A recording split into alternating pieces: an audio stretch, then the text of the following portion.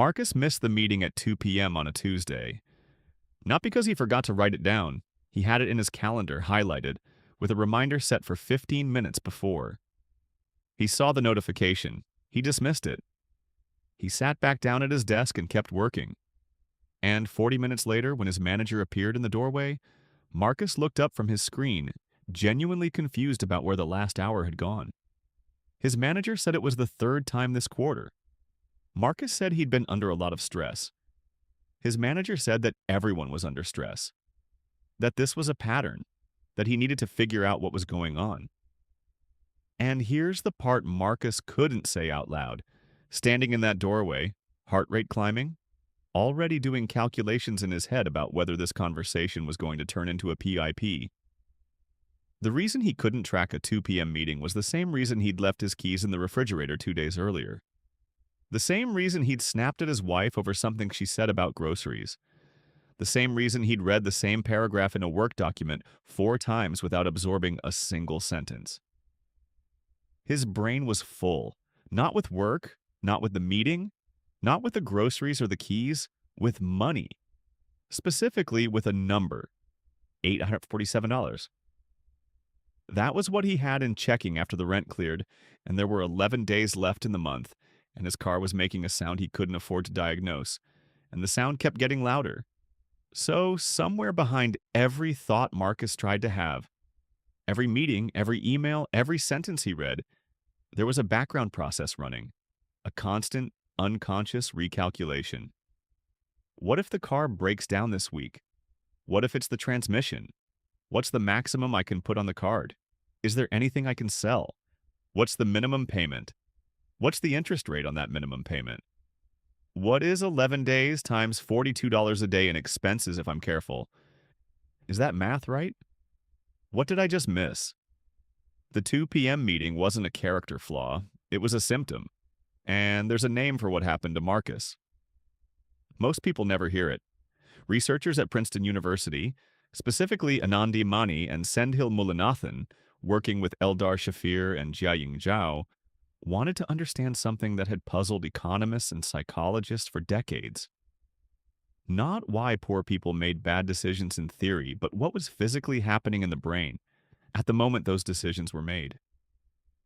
In 2013, they published a paper that reframed the entire conversation. They recruited people outside a shopping mall in New Jersey. Mixed group, different incomes, different backgrounds. Then they gave each person a scenario before a standard cognitive test. The scenario was simple. Your car needs repairs. The cheap version of the scenario put the bill at $150. The expensive version, $500. For people with higher incomes, it didn't matter. $500 car repair, $150 car repair. Their cognitive test scores were identical. The problem didn't really occupy their thinking in any meaningful way. They acknowledged it, processed it, and moved on. For people with lower incomes, the $150 scenario also produced normal scores. Manageable problem. Brain handled it. The $1,500 scenario dropped their scores by 13 points. Not 2 points, not a rounding error, 13 points on an IQ-style test. Just from being asked to think about a financial problem that felt real and unsolvable. They hadn't become less intelligent. They hadn't changed. The test was the same. The only variable was that their brain was now running a background process that the other group's brain wasn't. A constant, involuntary computation trying to solve a problem with no good solution. And that computation was eating the same cognitive resources needed to perform on the test. The researchers called it a bandwidth tax. And then they did something that ruled out almost every other explanation. They went to rural India to sugarcane farmers. These farmers have an unusual financial structure. They get paid once a year right after harvest, which means the same person is objectively wealthy in November and objectively poor in July. Same genetics, same intelligence, same culture, same individual, just at different points in the annual cycle. The researchers tested the same farmers before harvest and after. The results were stunning. Before harvest, in the lean months when money was tight, the farmers performed significantly worse on attention tests and basic cognitive measures. After harvest, the same people, the same brains, performed dramatically better. Poverty, they concluded, was not just a material condition, it was a cognitive one. Not because poor people think poorly, but because financial scarcity reliably and involuntarily consumes working memory. It runs in the background whether you want it to or not. It takes up space. And the space it takes up is space you needed for everything else. That's the bandwidth drain. Your brain has finite cognitive resources, working memory, executive function, the ability to plan ahead, to regulate impulse, to stay focused. These are not unlimited. They can be overwhelmed. And the thing that overwhelms them most consistently, most invisibly, most completely is unresolved financial pressure. Not one decision you're consciously making. The low hum, the tab that never closes. The prefrontal cortex doesn't crash dramatically. It slows, it delays. It starts making the cheapest decisions available, not the best ones. And it does this without telling you it's happening. The prefrontal cortex, like the region of your brain responsible for planning, decision-making, impulse control, and attention, operates with limited resources. Financial stress doesn't damage that region. It just continuously redirects its resources to a problem that can't be solved right now. The prefrontal cortex is trying to work on your spreadsheet and resolve a debt simultaneously, and it doesn't have the bandwidth for both. So Marcus missed the 2 p.m. meeting. Not because he didn't care, because his prefrontal cortex was doing arithmetic about a car repair he couldn't afford, and it just didn't have enough left over to hold the meeting and working memory at the same time. Elena is 34. She works in healthcare administration, makes $67,000 a year, good income, above median, technically comfortable by most definitions. She hasn't missed a credit card payment in 4 years. She checks her bank balance 11 times a day. She knows exactly how much money is in her checking account at any given moment to within $1. She knows this because she can't stop checking, not as a financial management strategy, as compulsive anxiety relief. The checking feels like control. It provides about 40 seconds of relief each time. Then the background process starts again. Elena told her therapist she felt like she was getting dumber at work. She used to be sharp, the person who remembered details, who caught errors, who stayed 2 steps ahead. Now she was dropping things, forgetting replies, rereading emails 3 times to understand what they were asking. Her therapist asked about her sleep. Elena said she slept fine except for the 2 or 3 times a night she woke up running calculations. This is not a sleep disorder. This is not an attention disorder. This is the bandwidth drain operating on someone who, by conventional financial metrics, is doing okay. Because the mechanism doesn't care about your income level. It cares about your margin. Marcus recognized the pattern immediately when Elena described it to him later. He'd never told anyone about the 11 times a day. She had counted 14. But Elena isn't an outlier.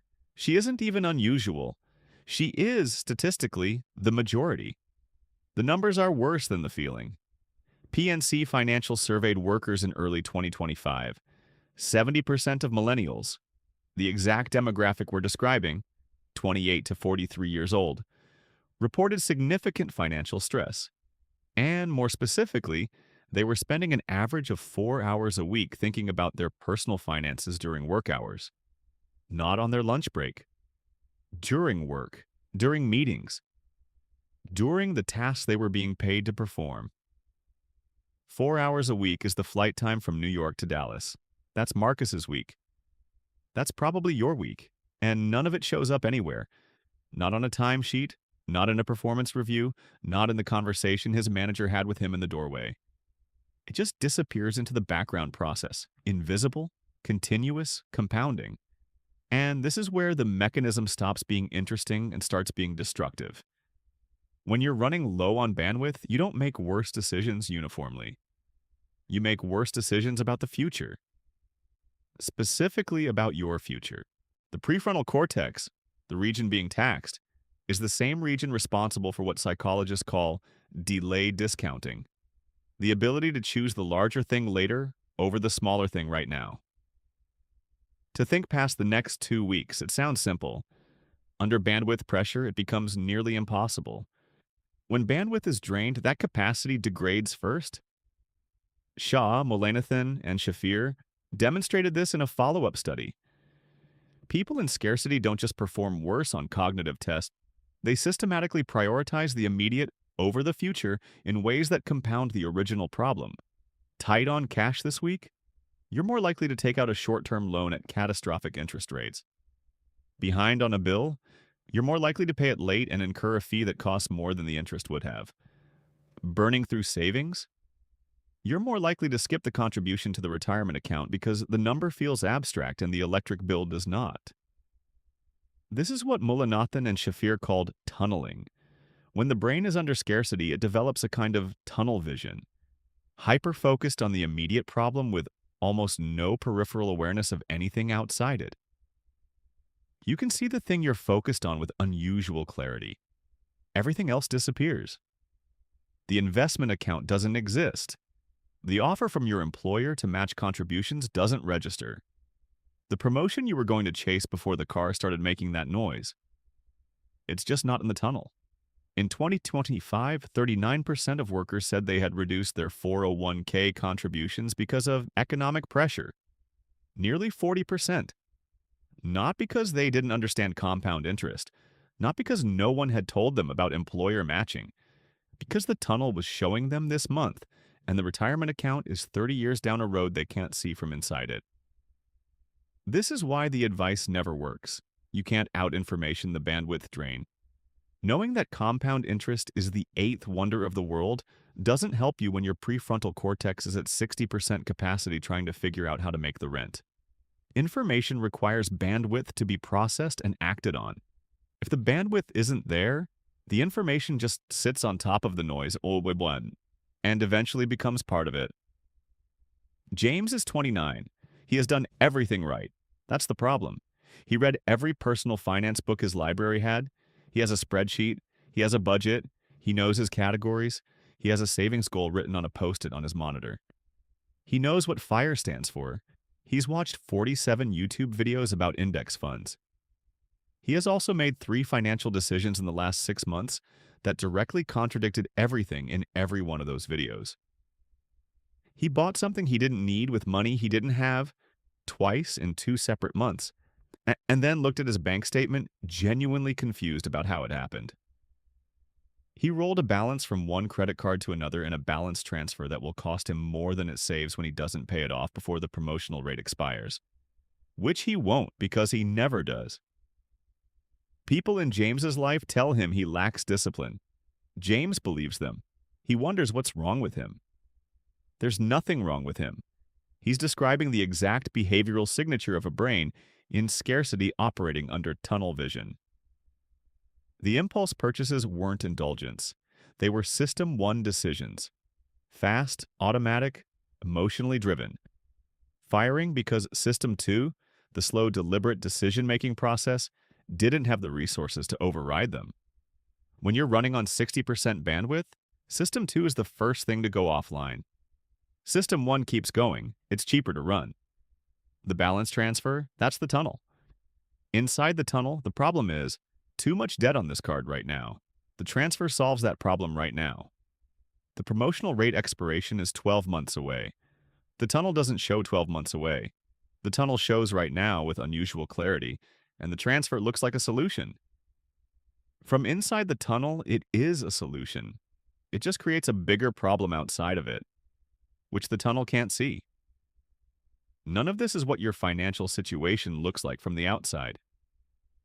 From the outside, it looks like irresponsibility, like poor character, like someone who can't be trusted with money. From inside the tunnel, it looks like survival. And here is the thing that the Princeton research made undeniable, that the sugarcane farmer data made impossible to argue away. You cannot fix a bandwidth problem with better values. You cannot will your prefrontal cortex to function at full capacity while it is simultaneously trying to solve an unsolvable financial equation in the background. The cognitive impairment is real. It is measurable. It does not care about your work ethic or your intelligence or how many budgeting apps you have downloaded. Dana understood this viscerally before she ever read a study. During that year, like the divorce, the job, the bills, she wasn't just stressed. She was operating on fumes in a way that felt physical. Researchers at Wharton confirmed what she experienced. Caloric deficiency produces the exact same cognitive signature as financial scarcity. The brain under resource stress doesn't distinguish between types of resource. It just registers, not enough. And it starts rationing. A 2023 study found the same pattern in brain structure. Children in chronic financial stress showed measurable differences in the prefrontal cortex. Not from poverty itself, from the background process poverty creates. Dana is 38. She went through a period 2 years ago where the financial pressure was so intense, divorce, job transition, medical bills, that she describes it now as the year she couldn't think. She means this literally. She would start a task and find herself, 20 minutes later, doing something completely unrelated without remembering the transition. She lost her phone 4 times in 3 weeks. She made a financial decision during that period, a loan at a rate she never would have accepted in any other year of her adult life. That took her 18 additional months to crawl out from. When the situation stabilized, the fog lifted. She describes it as if a piece of software had been uninstalled. The working memory came back. The ability to plan came back. She's not smarter now than she was during that year. She's not more disciplined. She has the same brain. What she has now that she didn't have then is bandwidth. There's one more thing the scarcity research describes that almost no one talks about. The cognitive impairment that comes from financial scarcity is not uniformly distributed across types of decisions.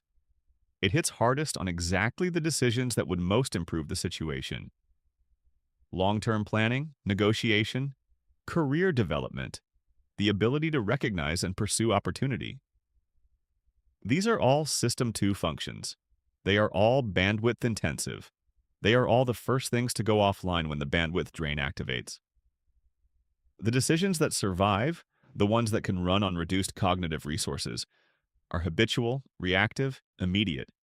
The decisions that look from the outside like bad choices, like impulsiveness, like a lack of financial literacy. In 2012, Paul Piff at UC Berkeley ran a version of this in a literal game. He set up rigged Monopoly games where one player randomly received twice the starting money, 2 dice instead of 1, and a higher salary for passing go. Within 15 minutes, the advantaged players became louder, more aggressive. They ate more of the shared snacks. They dominated the physical space of the table. And when the game was over and researchers asked them why they won, they described their strategy, their decisions, the moves they made. They gave themselves credit for the outcome of a game the rules had been designed to give them. The players who started with less said, they felt like they were always reacting, always behind, never able to think more than one move ahead. That's not strategy. That's what happens when you're playing with no slack and no peripheral vision. Every move is reaction because that's all the bandwidth allows. Mullainathan described the mechanism this way. When you're poor, you're constantly doing the math. Not because you're obsessed with money, because the math has consequences. Every purchase requires a genuine calculation. If I buy this, what don't I buy? Every trip to the supermarket is a sequence of decisions with real trade-offs, not aesthetic preferences. The wealthy shopper who chooses between 2 brands of olive oil based on which label appeals to them more is exercising almost no System 2 resources. It's barely a decision at all.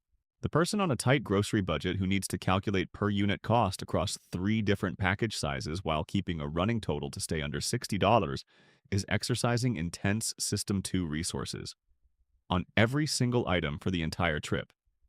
And then going home and trying to do the same work they were paid to do? Choosing between 2 cheap pasta brands when money is genuinely tight requires more cognitive effort than a millionaire's car purchase. For the millionaire, the car decision is trivial. For the person in scarcity, the pasta decision is a math problem with real consequences. And those math problems accumulate.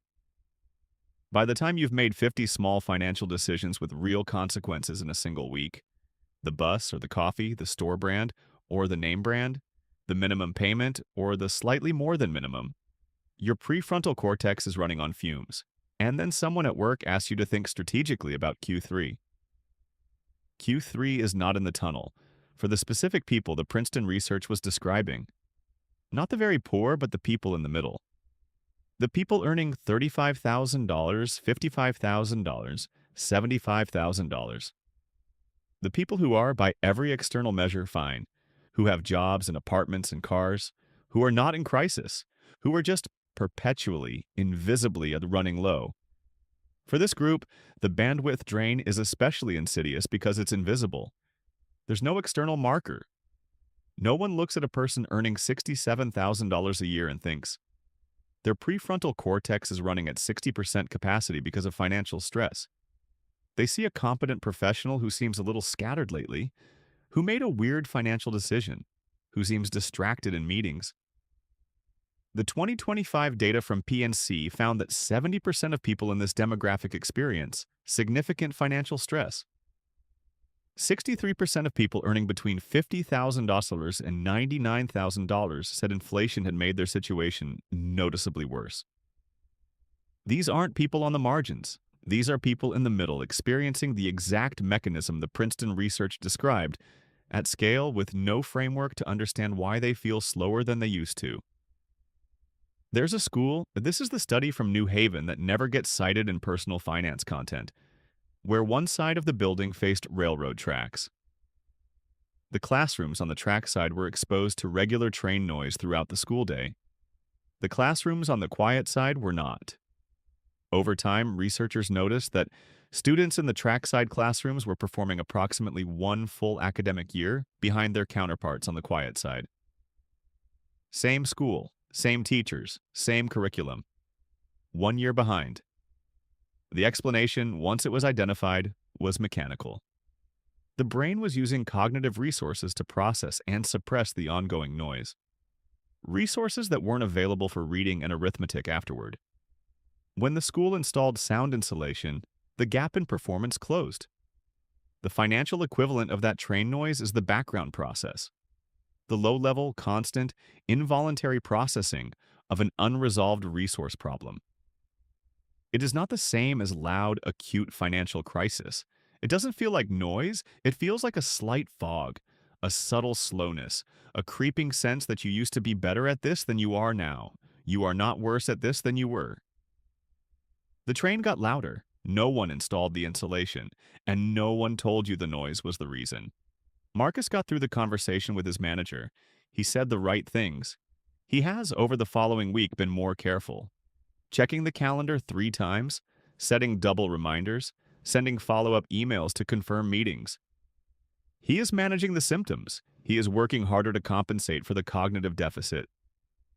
This works at the cost of additional cognitive effort, which comes from the same pool that's already depleted. The car, meanwhile, is still making the noise. The background process is still running. He doesn't know yet what to call what's happening to him. He has attributed it to stress, to being tired, to getting older, to a personality flaw he has always suspected was there. He doesn't know that in a study in New Jersey, in a shopping mall, a version of exactly what's happening to him was produced in a laboratory in under 10 minutes. He doesn't know that the same people who scored 13 points lower when given a $1,500 scenario scored completely normally when given a $150 one. He doesn't know that his cognitive function isn't the problem. His margin is the problem. He doesn't know that there is a name for what is happening inside his prefrontal cortex every time he tries to concentrate on something that isn't the car. The bandwidth drain. Not a character flaw, not laziness. A tax, assessed involuntarily, collected continuously, paid in the currency of working memory. The car is still making the noise. The background process is still running.